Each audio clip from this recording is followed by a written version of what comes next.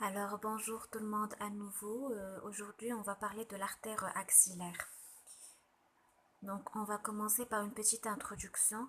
Il faut savoir que l'artère axillaire elle constitue l'axe du paquet vasculo-nerveux axillaire.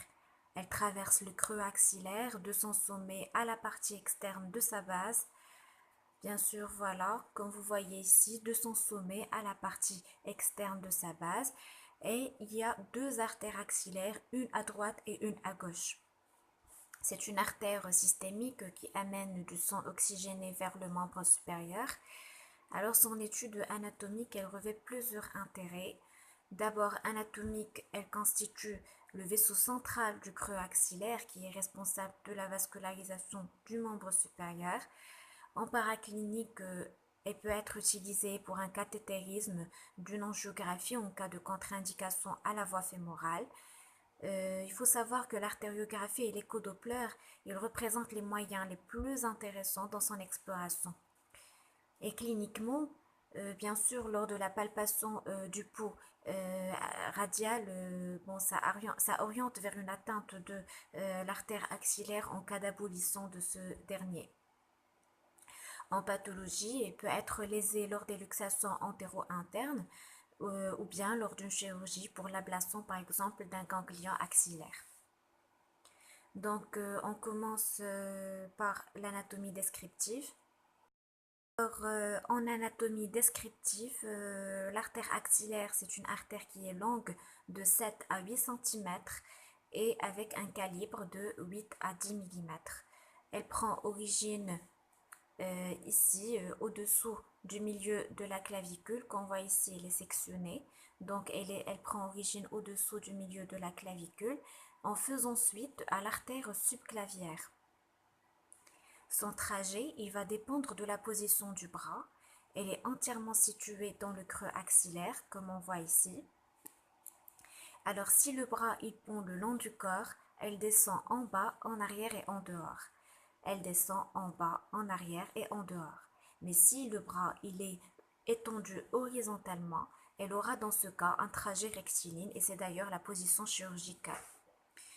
En terminaison, il faut savoir qu'elle s'étend au bord inférieur du grand pectoral qui est normalement ici et bien sûr au bord inférieur du grand pectoral où elle se continue par l'artère humérale. Les collatérales qu'elle peut avoir.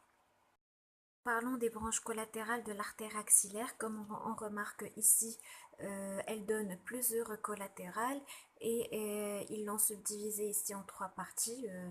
Chaque étage, il donne un certain nombre de collatérales. Donc, on va dire pour nous que l'artère axillaire, elle a des collatérales qui sont au nombre de 6. Et on va commencer de haut en bas. Donc, en haut, elle va nous donner l'artère thoracique supérieure, qui est juste ici, l'artère thoracique supérieure, partie supérieure des pectoraux et la région mammaire.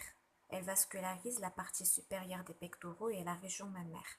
Ensuite, il y a l'artère acromiothoracique, elle est juste ici, l'artère acromiothoracique, qui perfore la face antérieure de l'aisselle au niveau de l'espace pelvipectoral. Elle va se diviser en deux branches.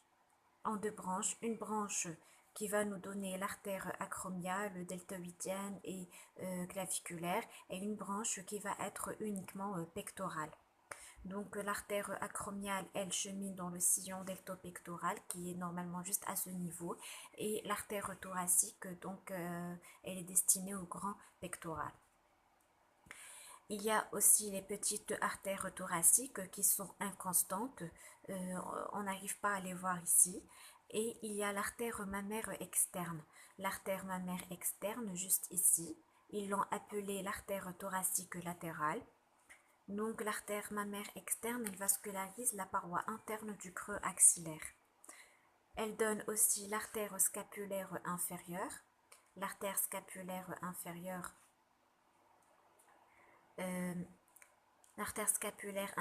qui va naître au niveau du croisement du bord inférieur du sous-scapulaire avec l'artère circonflexe, elle est juste ici. Et ensuite, elle va nous donner le tronc des circonflexes. Le tronc des circonflexes à ce niveau qui va nous donner deux branches. L'artère circonflexe antérieure, comme vous voyez ici, celle-là, l'artère circonflexe antérieure qui va contourner la face antérieure du col chirurgical de l'humérus. Et l'artère circonflexe postérieure qui va cravater, elle cravate la face postérieure du col chirurgical en passant dans le quadrilatère de Velpeau avec le nerf axillaire. Maintenant, on va parler des rapports du creux, des rapports de l'artère axillaire avec les parois du creux axillaire et avec les éléments du paquet vasculo-nerveux. Donc, on commence avec les rapports avec les parois du creux axillaire. Ça s'appelle les rapports extrinsèques. Il faut savoir que les rapports de l'artère axillaire ils sont faits par rapport au muscle petit pectoral qu'on voit ici qui est sectionné. Donc on va dire les rapports qui sont au-dessus du petit pectoral, les rapports qui sont au-dessous du petit pectoral et ceux qui sont juste derrière le petit pectoral. D'accord? Donc on commence par les rapports extrinsèques ou bien avec la paroi du creux axillaire. On remarque ici au-dessus du petit pectoral, l'artère axillaire, elle est en rapport avec la paroi interne du creux axillaire au niveau des deux premiers espaces intercostaux.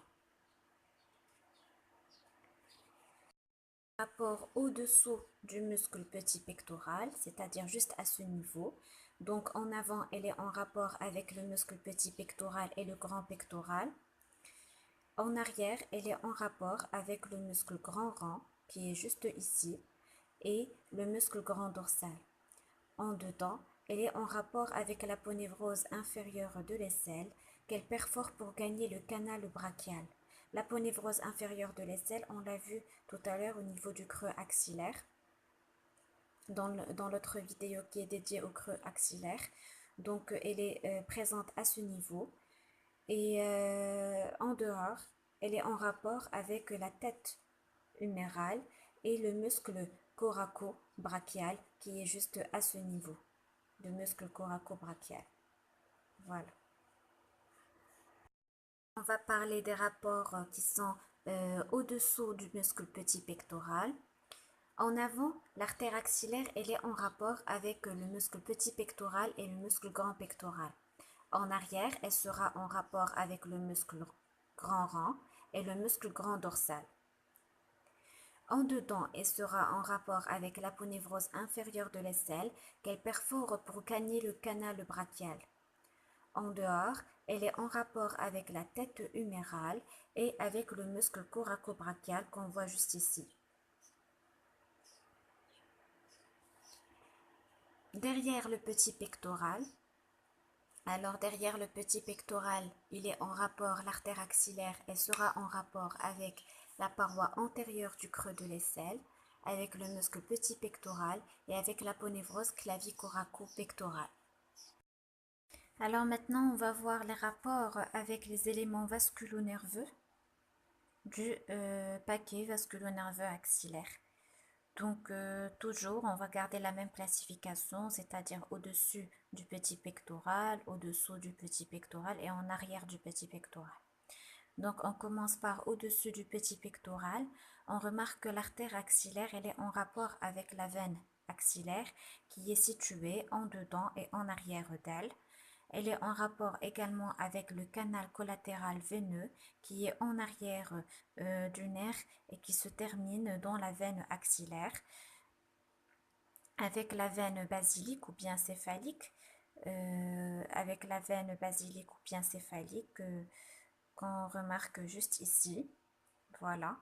Cette veine-là, elle est en avant du nerf et elle va se terminer bien elle aussi dans l'artère, dans la veine axillaire.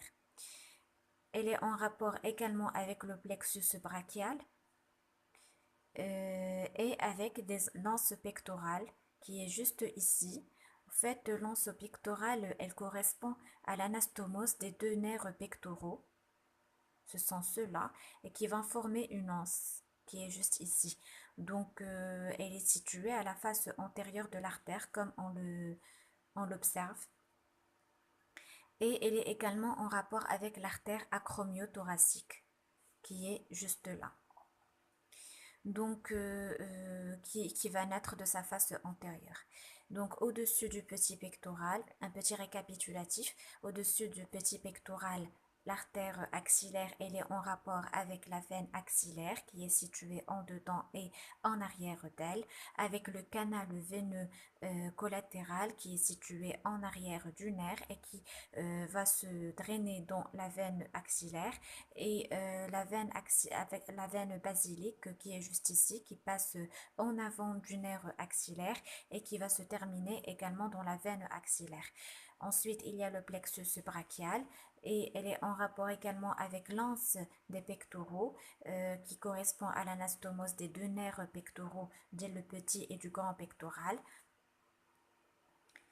Et l'artère acromiothoracique qui naît juste au niveau de la face antérieure de l'artère axillaire. Bord du creux axillaire au-dessous du petit pectoral, au-dessous, il est en rapport avec la veine axillaire qui est en bas et en dedans, avec les branches terminales du plexus brachial qui sont comme suit, le nerf médian et le nerf musculo-cutané qui est juste là, qui va perforer le muscle coraco-brachial. Il y a également le nerf ulnaire et le nerf brachiocutané qui va passer juste en avant du nerf ulnaire.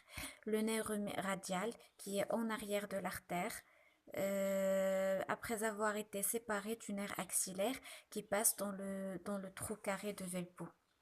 Ensuite, les rapports en arrière du petit pectoral.